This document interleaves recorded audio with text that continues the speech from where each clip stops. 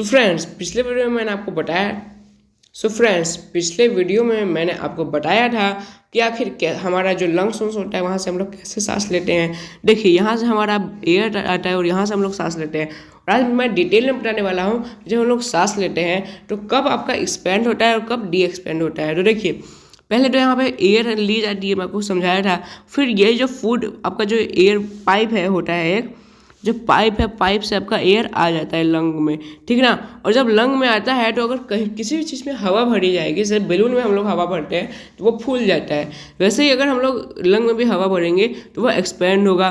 तो यहाँ पे आपका यहाँ पे लिखा भी हुआ है, यहाँ पे एक्सपेंड होगा। ओके, फिर डायफ्राम जो है वो होगा हमारा डाउनवर्ड्स, ठीक ना। यानी कि यहाँ पे मांस जो रहता है, ठीक लेवल ऑफ मांस रहता है वो हमारा डाउनवर्ड्स जाएगा। अब डाउनवर्ड्स हो जाएगा क्योंकि भाई जो अगर कोई भी चीज़ फूलेगा तो उसके जो आसपास का चीज़ है वो और ज़्यादा, मतलब अगर यहाँ पे अगर मांस होता है तो यहाँ पे ऊपर जाता, वैसे यहाँ पे है तो ये नीचे जाएगा, ठीक ना।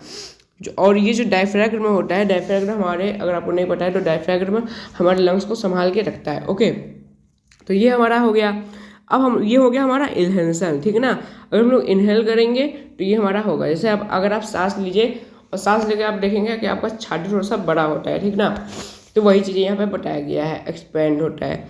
फिर हमारा है एयर फोर्स्ड आउट, यानी कि जब आप सांस छोड़ते हैं तो आपका जो एक्सपेंड हुआ होता है लंग्स, वो फिर आपका डी एक्सपेंड हो जाता है, ठीक ना। और जो डायफ्राम होता है जो आपको संभाल के रखता है आपके लंग्स को, वो आपका ऊपर आ जाता है फिर से, ठीक ना। फिर यहाँ पर ribs move downwards and inwards, यानी कि जो रिब्स होती है यहाँ पे आपकी, वो भी एक मांस होती है, लेकिन वो डायफ्राम इतनी मोटी नहीं होती है, लेकिन फिर भी वो होती है, वो भी हमारे जो लंग्स होते हैं उसके संभाल के रखती है।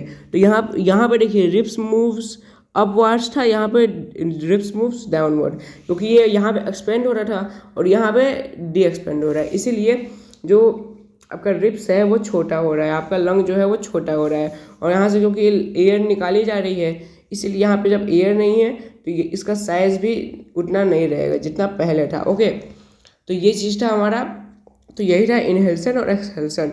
जब सांस छोड़ते हैं तो उसे कहा जाता है एक्सहेलेशन, और जब आप सांस लेते हैं तो उसे कहा जाता है इनहेलेशन। ओके, तो आई होप आपको वीडियो अच्छा लगा होगा। अगर आपको वीडियो ज़रा सा भी इंफॉर्मेटिव लगा हो तो इस वीडियो को लाइक करें, शेयर करें और सब्सक्राइब करना बिल्कुल ना भूलें।